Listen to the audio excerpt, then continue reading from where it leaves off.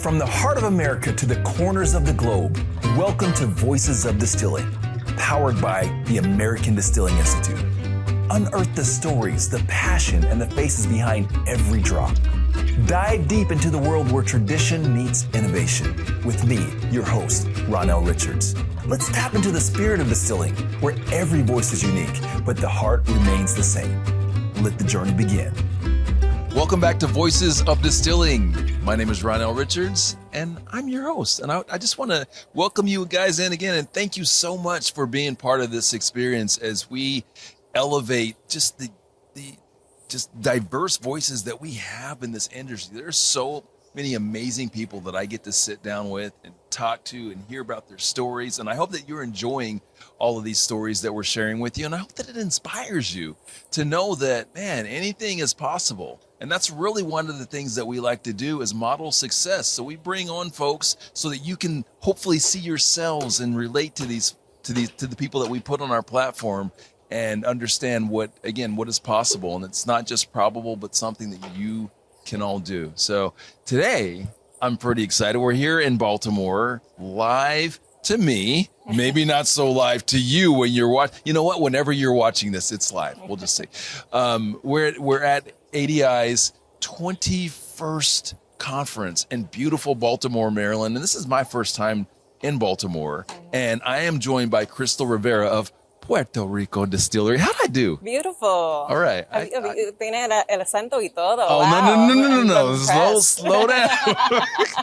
Listen, I had public school Spanish for like 4 years. And what you got from me is about all I got. Well, you didn't let it fade away, so that's what counts. I do try.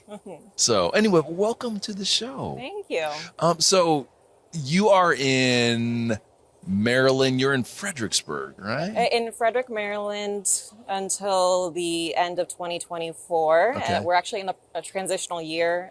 We bought a building, so we're currently leasing our 2,000 square foot space, and we bought a building in Brunswick, Maryland, so 30 minutes from our current location, and that is a little over 12,000 square feet. So wow, 6 times our space, a lot more elbow room, a lot more production space. Oh, that is awesome. Yeah. I cannot wait to hear your story and share it with the community. But before we go there, yes, I always have this little known fact that I like to, and maybe this is little known, maybe you know this. I'm going to test your knowledge, all right, okay? All right. So Puerto Rico is known for what spirit?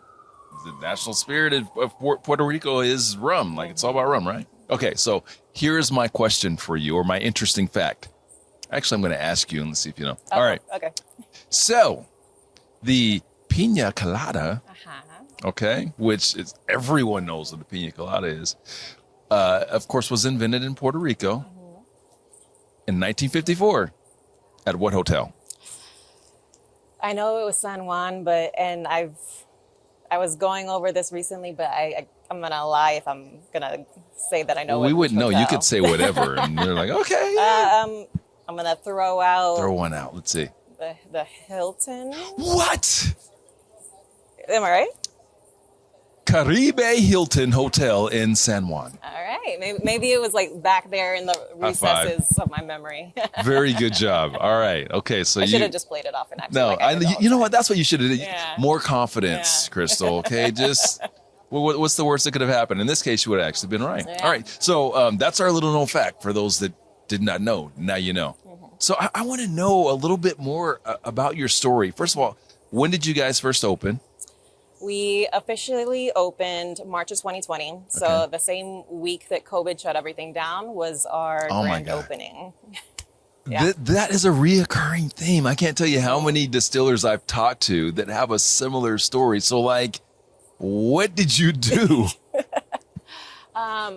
So I feel like our story that year was the same as everyone else's story. The word of the year was pivot, like adapt, adjust. Yeah. And part of how my father, Angel, is my co-founder.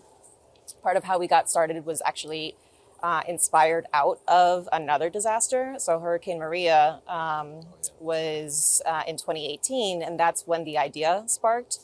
And so the the possibility of something going wrong. We thought it was going to be a hurricane, more likely, because we were our mentor and supplier is down in Puerto Rico. So we knew that although we were in Maryland, the weather and impacts would still trickle down to us. Did not foresee it being a pandemic. Yeah. But I think we just kind of adjusted and stayed ready to do whatever. The good thing about what we did, we bootstrapped our whole endeavor. So I sold my house. My dad sold his house. My mom was a trooper, and she went along with it. But we self-funded our first, up to now, essentially. We just got our first loan. And so we knew that any money we were risking was money that, was ours. And if we had to start over, that we would take it from there. But we didn't have any other additional staff, so we knew that we could be a little patient. And we just took the first year as a growing year. So we worked on developing our flavor lineup because we specialize in infusions. So first year, getting deliveries out there, getting the word out there, developing our flavors. Second year, things started to open up more. We started to get more grassroots, get into restaurants, get into bars, all that stuff. So we just kind of, took it bit by bit, a very organic, slow and steady growth. So that first year, that COVID year, you guys didn't sell at all. Oh, we were selling. And actually, the first thing that we made wasn't even rum, it was hand sanitizer. Okay, yeah. So the good thing about that was that we got to be picky about what we were making. So we were sourcing from Puerto Rico. And Distillería Cruz and Jayuya are our mentors. We very much love and appreciate them. And we were distilling in Frederick. So anything that we weren't happy with as we were on our learning curve, we went straight to hand sanitizer. Okay. So that was kind of the benefit of that. And we were doing direct to consumer. So a lot of, driving to people's houses, dropping it off, stepping back, checking ID and from the windows, getting very creative. Did you get video of that? You got pictures of it? We have plenty of. Great. Yeah. Because I know that what an interesting time, to say the least, right? Yeah. But while that no doubt was difficult, also probably something that evokes a little bit of good emotion, right? Yeah. Of some ingenuity and kind of making it happen. 100%, very scrappy. Let's say that. Yeah, I like that word. We'll go scrappy. So take me past that first year. So in the second year, you start getting more product out there. Can you tell me a little bit about that? Yeah. So the product that we specialize in is Pitorro, which is Puerto Rican Moonshine Okay, one more Rum. time. Yeah, Pitorro. Help me pronounce that. Spell it for me. Pitorro. So I'm rolling my R, but if you don't roll the R, it's Pitorro. Pitorro. Oh my gosh, I'm gonna. Okay, you know what? I'll do. We'll get it in post. Yeah, in post.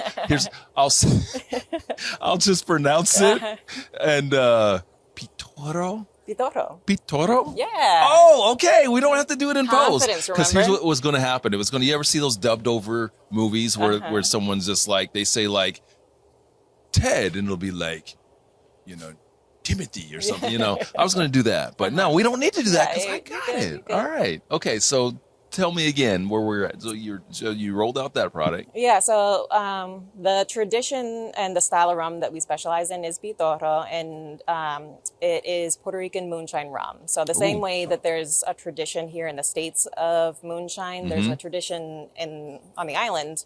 Anywhere there's alcohol regulation, there's going to be an underground. Of course. So it makes sense for it to be rum on the island. And similar to here in the States, there's the tradition of infusing different fruits, flavorings, spices, all that stuff. And my family's all from Puerto Rico. We ended up here because my dad was in the Navy. And moving around and being away from the island, going down and trying that spirit, learning about that from my grandfather, my dad, other family, that became part of passing down that tradition, staying connected with the culture. So your grandfather was distilling as well? He wasn't distilling. He bought from a a supplier. Mm-hmm. So typically the same person that is doing the blending is not necessarily the same person that's doing the distilling. Okay. Or yeah, the blending and the distilling tends to be separate. It's still illegal on the island, but it's so socially acceptable that I won't tell anybody. no one enforces it. Everyone knows who's doing it. The cop is going to take off his uniform at the end of his shift and like go. Mm-hmm. Unless you're really rocking the boat, no one's gonna like get you in trouble for it. Yeah. But that being said, yeah, you learn to drink with your family. And so I learned about the tradition from my abuelo and from my dad. And I got eager to experience that tradition and that spirit more than the 1 or 2 times a year that we would go to visit our family on the island. So Hurricane Maria happened. My family also has a nonprofit called Cultura Planera that was raising money for relief after Hurricane Maria. And Pitorro was a fundraiser that my dad did, and people lost it. When people here in the diaspora were hearing that Pitorro was available, they were calling my dad's phone, trying to find out where he lived. And so we kind of felt that there was a market there. Mm-hmm. So I knew about home brewing. I learned about that in college, and my dad had 30 years of blending experience. When we decided to start the distillery, obviously had to learn the distilling part. So we connected with Luis over at Distillería Cruz to learn how you do it the legal way. And we also learned from, some underground people to learn the traditional and authentic way. Wow. So what I'm hearing is, this is your family. This is your culture in the bottle. Yeah, 100%. That is so cool. So tell me, what does that mean to you? Like, it feels like it's bigger than business. Yeah, if we weren't doing the specific spirit and the specific tradition, I probably wouldn't be in the industry. If I could be able to go out to the store and find this product, the Clandestino is our brand, then I wouldn't have gotten into it. But I didn't see it, so I felt like, all right, let me be the one to put it out there. And my dad is still holding down his day job over in Fort Meade. He's a veteran, but he's still, holding it down. And so I had the flexibility to be able to, leave my day job. I was working nonprofit over in DC and take the leap of faith. Mm. So I love being able to work with family. We're very close, but with moving around with the Navy and everything. Mm-hmm. And the idea of working with the tradition and promoting it and staying connected with my culture, even though we are here in Maryland, it was very important to me. Yeah. So let's speak. I'd love for you to kind of tell me a little bit more about that. What does it mean to you to be creating a product that's so representative of your culture? I would imagine there's probably quite a sense of like responsibility that comes with that too, right? Definitely. There's more Puerto Ricans outside of the island than there are on the island. And so we get people that are from Puerto Rico but living outside. We get people that are from the island but visiting people out here. People that are not Puerto Rican at all. I would say it's probably 50-50 that non-Puerto Ricans versus Puerto Ricans. But when someone comes to try our product, someone that has had Pitorro before, the first thing that they're going to ask is this legit? Like, Pitorro has such a distinct nose and taste to it that when you're like, I can taste something blind and know if it's authentic Pitorro and if it's hitting the mark and if it's quality, more important than anything else. And so people come saying, hey, I'm driving from Texas. I'm doing this road trip for this. Am I going to be disappointed when I get there? Wow. And we're like, wow. I think you'll be satisfied. I'm not worried about it. Come on down. And for people that don't know anything about it, to know that I'm like hitting the mark, representing my culture properly, and I've had some not so good stuff, when people identify that as the spirit, it's a little disappointing because people may not appreciate it, and then they think that that's what all of what Pitorro is. Yeah. So you have to get it right. So tell me, where can people, do they have to come to your distillery, or are you distributing right now? Or At the moment, we're self-distributing within the state of Maryland. You can find us in a couple spots in DC. One of those spots in DC is a liquor store that they are able to ship to 38 states. So kind of through them, we're able to get our reach a little more expanded. Okay. Hopefully once we're in our new building with more production space, we'll be able to partner up with a distributor, but we haven't gotten to that point yet. Okay. Yeah, no doubt. I mean, I'm certain. I mean, clearly there's a market out there. You're doing something that's so special and so different, and there's heart in it. There's your family in it, and I think that's beautiful. So I want to congratulate you in taking that risk, taking that jump. But here's one last question I have for you that I'd love for you to just impart a little bit more wisdom to that next Crystal, because there's someone out there right now and they're thinking, man, Crystal's inspiring me. Like, maybe I want to do that. What would you tell yourself 4 years ago? What piece of advice would you give? What piece of encouragement would you give that you think would better position 4 years ago Crystal to be successful? Piece of advice. I think just go ahead and dive in. I know that I'm not alone in being the type of person to overanalyze and prepare, do the homework, and that's important. But you can do that to death. I was talking to my wife about the concept of something being finished enough. You know, like whether it's a painting or a book, you can technically be working on that forever and still be refining it. And in many cases, it's a business plan.